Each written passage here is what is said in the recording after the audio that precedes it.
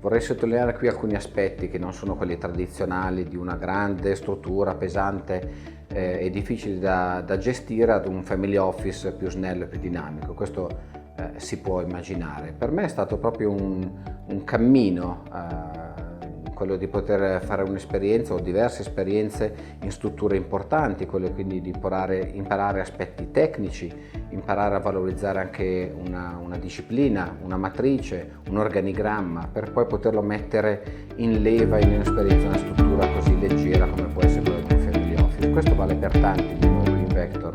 Ognuno, per pochi che siamo, dà un contributo fondamentale, non solo in termini di competenze tecniche ma anche umane. L'esempio che mi è venuto in mente è proprio quello di un ristorante. Io penso che ognuno di noi abbia avuto entrambe le esperienze, quelle di aver cenato, pranzato in una catena di ristoranti, in un ristorante magari di grandi numeri, di grandi dimensioni, e quindi c'è tanto lavoro, c'è tanta disciplina anche lì.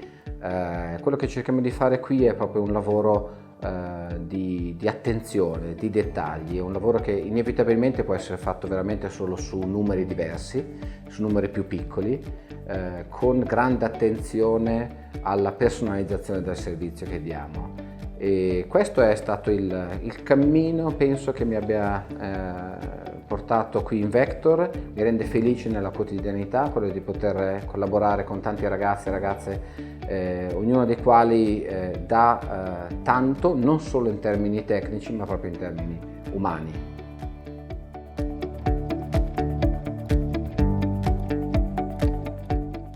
Quello che secondo me porterà Vector ad essere una storia di successo e la farà crescere è proprio questo: un'attenzione continua a portare in casa know-how, competenze, ma declinate con un humus di umanità, quindi con un'attenzione e una disciplina crescenti e costanti sul nostro focus, che sono i servizi clienti, l'attenzione a loro e contestualmente anche la capacità di collaborazione tra di noi.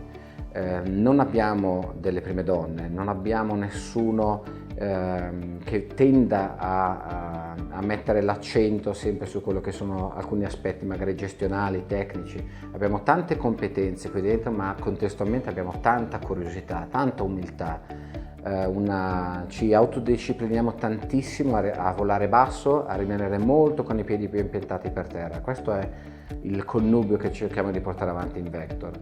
Il perché della piattaforma svizzera? Perché penso che da un punto di vista professionale ci sia proprio sia sottolineato e marcato nel DNA del private banking svizzero, quello che magari per altri paesi è ancora un'eccezione, quello quindi di fare le cose in piccolo, nei piccoli numeri. Ed è proprio così. Ho fatto prima l'esempio della ristorazione, così può essere un lavoro di un gioiello, della minuteria metallica.